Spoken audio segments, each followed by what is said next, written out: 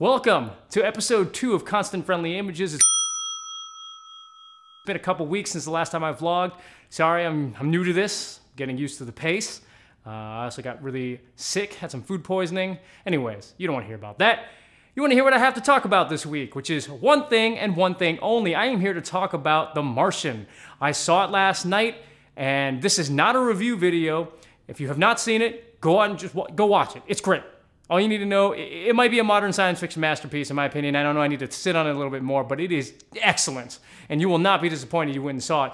In fact, you should stop watching if you haven't seen it because I am going to spoil a few of the plot details in this video. So, you know, go out and watch it. It's great. So hopefully if you're sticking around, that means you've already seen The Martian. And hopefully you enjoyed it as much as I did. But one thing that I could not stop thinking about while I was watching it was its many, many connections to the Marvel Universe. I'm not talking about just the cinematic universe, I'm also talking about the Marvel Universe at large, comic books, television shows, lots of different connections, and it's just, I found it weird. There's a whole bunch of them, and I couldn't stop thinking about them. On top of the fact that I was constantly thinking about how much I was loving the movie. So, alternating between loving the movie and Marvel Universe connections. And this goes for both in front of and behind the camera. So we'll detail the most obvious ones first, those that are in front of the camera. So first off, we have Kate Mara, who you may or may not have seen this past summer portray Sue Storm, aka the Invisible Woman, one of the Fantastic Four. And who does Kate Mara have a romantic connection with in The Martian? None other than Sebastian Stan, who is famous for portraying Bucky Barnes, aka the Winter Soldier, in the Marvel Cinematic Universe films Captain America and Captain America the Winter Soldier, and the forthcoming Captain America Civil War. And these two, spoiler alert, get together in the movie and have a kid. They have a kid in the movie, which means the Invisible Woman and the Winter Soldier have a kid. So I can only imagine that they're gonna call their kid, wait for it, the Invisible Winter. It's a pretty great villain, supervillain name in my opinion, and I reserve the right to call myself the Invisible Winter from this point on in the future. Yeah, we'll see if that sticks. I don't think it will. I don't think my wife is gonna go for that one. But it just gives you a shudder, you know? We don't know where that winter's coming from, but winter's coming. Speaking of winter coming, Sean Bean, Ned Stark, not Marvel related, but he is in the movie.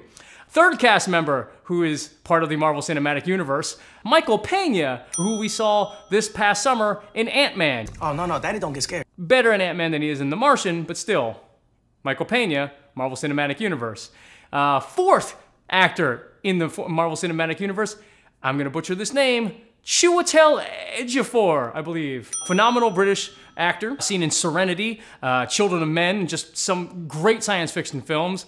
And he's going to be in the forthcoming Doctor Strange. So we got another actor from the Marvel Cinematic Universe. From this point on, the connections get a little bit more tenuous, but still very much connected to the Marvel Universe. From there, we have Donald Glover. Yeah, Donald Glover's in The Martian, right? Donald Glover very famously petitioned to portray Spider-Man in the summer of 2010. And the closest he ever got to putting on the websuit, Spider-Man's costume, was this clip from Community's Season 2 premiere. Pretty cool, right? Donald Glover, Spider-Man, Marvel Universe. And from there, that leads us to Drew Goddard, the screenwriter of this excellent script. And Drew Goddard is the creator of the Netflix original series, Daredevil.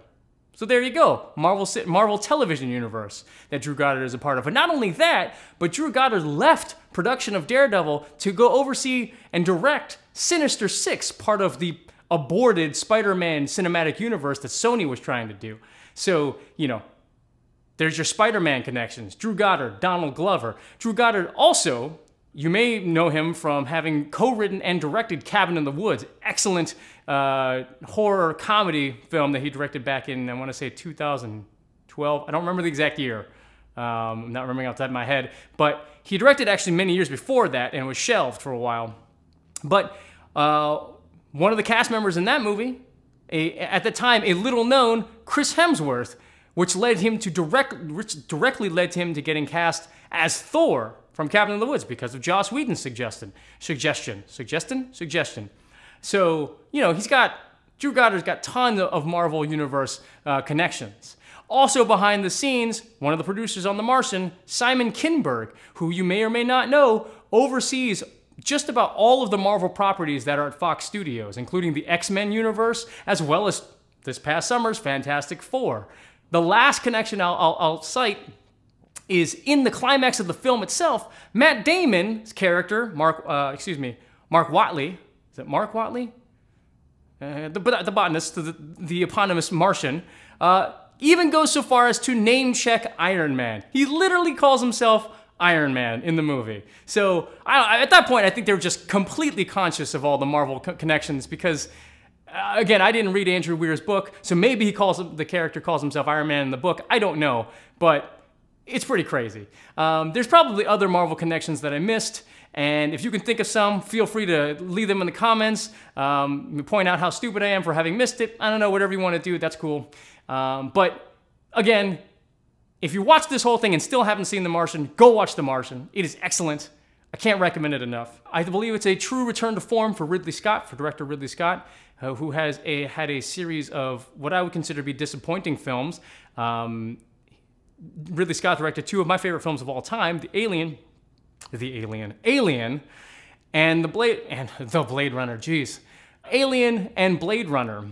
So go check out The Martian. Go check out the Marvel Cinematic Universe films or Marvel Universe films, whatever you want to go watch.